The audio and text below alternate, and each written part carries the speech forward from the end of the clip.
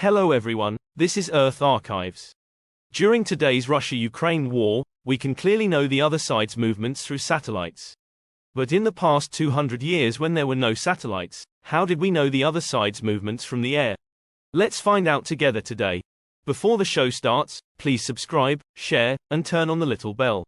This will help us grow faster. Without further ado, the show begins. Let me take you on a wild ride through the skies of espionage, where peeking over the enemy's fence gets a high-tech upgrade. Picture this, we're rolling back the clock all the way to the Civil War. The battlefield's buzzing, not with drones, but with something far more steampunk, balloons. Yep, you heard that right. Before drones zipped through the skies, our ancestors were floating above battlefields in balloons, getting the lowdown on enemy movements. It's like the original version of sending a friend to spy on your ex. Fast forward from those balloon-riding spy days to our modern world where unmanned drones, with all the bells and whistles of jet power, dominate the scene. These high-flyers are the James Bonds of the sky, sleek, stealthy, and packed with enough tech to make you proud. Diving into this evolution is like opening a treasure chest of sky-high sneaky tactics, and who better to guide us through this thrilling saga than Andrew Hammond?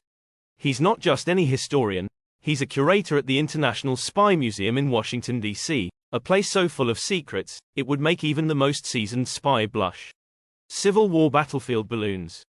Alright, gather round folks, because it's story time with a twist of helium and a dash of history. Picture this, the 1790s, France, a place where fashion was extravagant, and people were just beginning to think, hey, what if we float up there and spy on our enemies? Thus, the French became the OG drone pilots, except their drones were hydrogen-filled balloons. No remote controls or high-tech cameras here, just a couple of brave souls in a basket, one eye on the telescope and the other on a set of flags for old-school texting back to base. And just like that, the world's very first air force was born, the Compagnie d'Aéronautiers. Imagine joining the military and finding out you're going to be stationed in a balloon. It was groundbreaking, literally elevating reconnaissance. According to our pal Hammond, this was huge. Before this, finding out enemy positions was all about sending your mates in the cavalry to do a risky peekaboo. But from the comfort of your floating basket, you could see for miles on a good day. Fast forward to the Civil War era, and we've got Thaddeus Lowe putting on a show with his balloons on the National Mall, no less.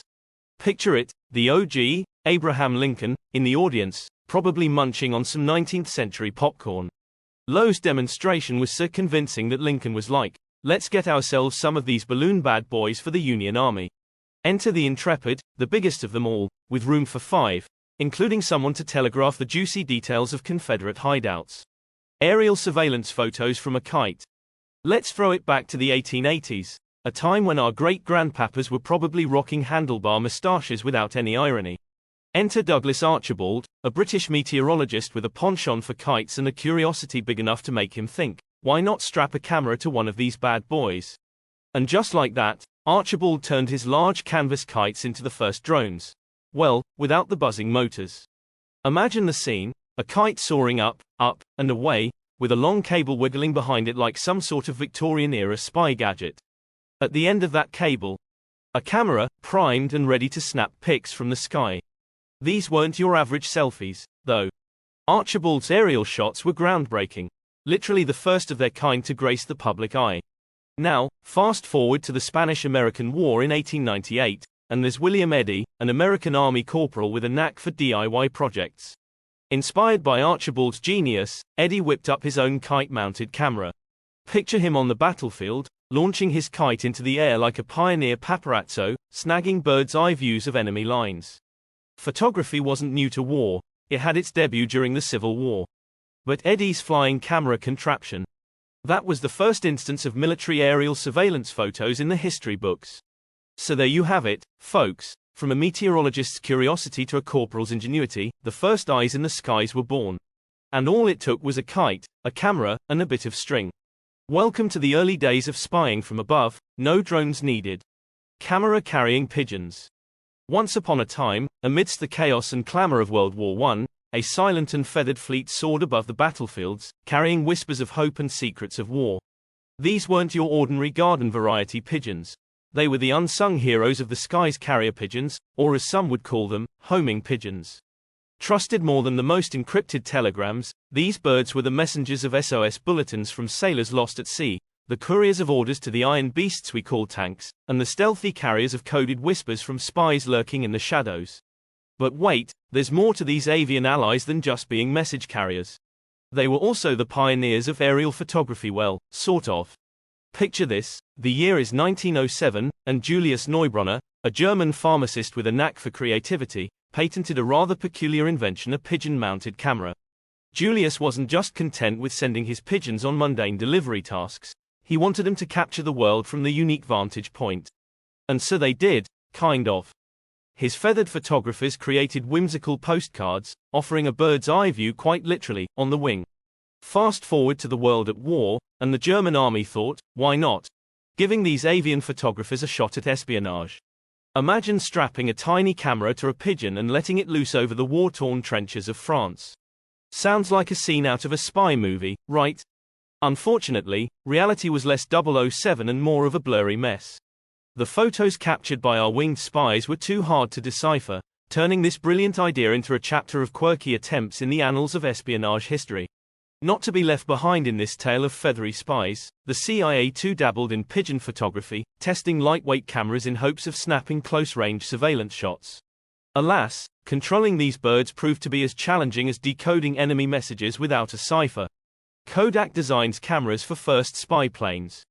Imagine the skies of World War I, where the first roar of airplane engines wasn't for dropping bombs or dogfighting, but for something a bit more non-confrontational yet equally thrilling, reconnaissance. Picture this, a two-seater plane, one guy flying and the other hanging out with binoculars and a sketchpad, trying to draw enemy positions without dropping the pencil. That's some high-flying artistry right there.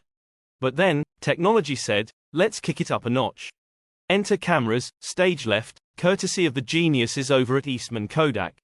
These weren't your Instagram selfie cameras. These were the real deal, hard-mounted on the side of those British-made de Havilland DH-4 aircraft, snapping high-stakes photos through holes in the cockpit floor. And you thought taking a picture on a roller coaster was tough. Back in Rochester, Kodak wasn't just developing photos, they were developing talent. The U.S. Aerial Photography School was like the Hogwarts for aerial spies, teaching American soldiers how to develop photos amidst the mud and the blood of the battlefield. Fast forward to World War II, and airplanes turned into flying darkrooms, because why wait to develop those crucial photos of enemy lines? But it was the Cold War that really took aerial espionage to new heights, literally. With the KGB making James Bond-style ground intel collection a no-go in the Soviet Union, America's spy masters looked up, way up. Enter the U-2, a plane so high-tech, it could snag a snapshot of a 2.5-foot wide object from 70,000 feet up in the air.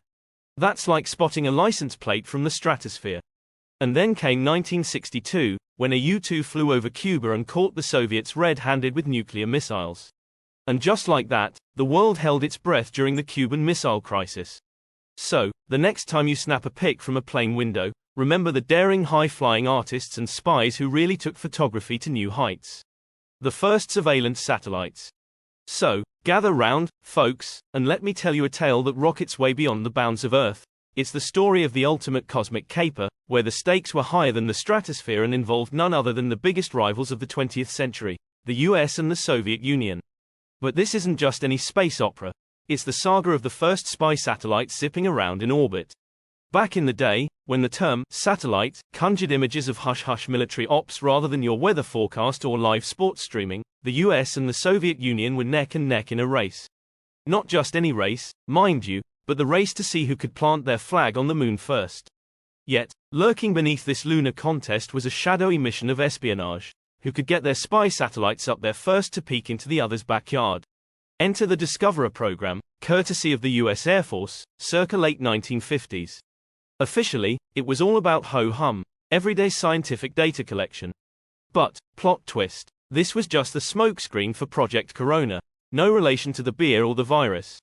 Under this cloak and dagger operation, the US slipped its first spy satellites into orbit to snap top-secret photo ops of the Soviet Union, kickstarting in 1960.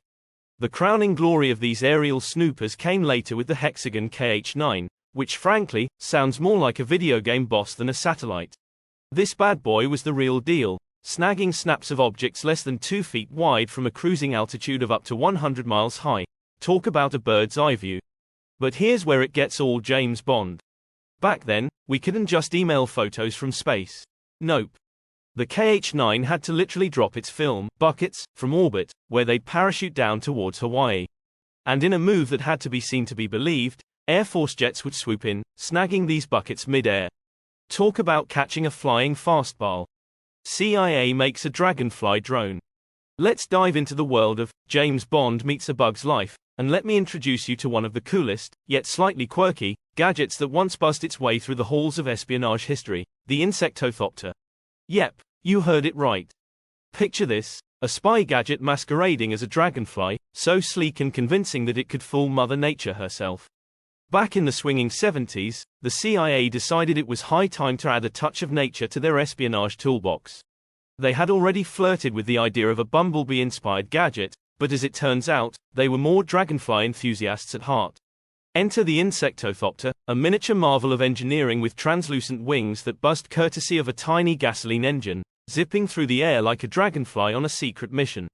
This little critter could dash the length of 2 football fields in just 60 seconds, all while being piloted by a laser beam from afar. But it wasn't just about the thrill of the flight. This laser also doubled as a secretive line for transmitting the audio gold mined by the Insectothopter's microscopic microphone. Think of it as the ultimate fly on the wall, or more accurately, a fly zooming 2 fields away. But, as with every tale of ambitious gadgetry, there's a twist. Despite its groundbreaking design and gadgetry that sounds straight out of a sci-fi flick, the Insectothopter had a bit of a hiccup. It wasn't exactly the robust secret agent they hoped for. Turns out, anything more than a gentle 5 miles per hour breeze could send our intrepid dragonfly off course faster than you can say, mission aborted. First UAV's debut in World War I.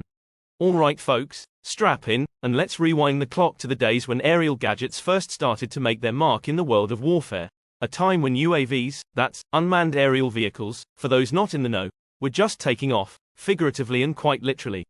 Casting our gaze back to World War I, picture this.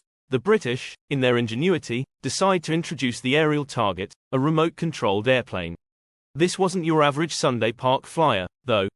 The Royal Air Force, in a move that screams, practice makes perfect, used these nifty little flyers as moving dartboards for British dogfighters in 1917.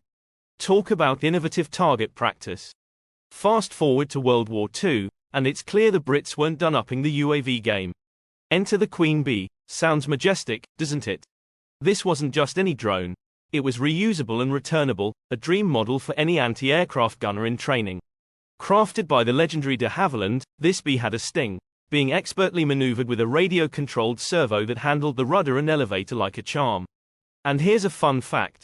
Some folks reckon this bee-themed UAV is the OG behind the word drone. Nifty, right? But wait, there's more.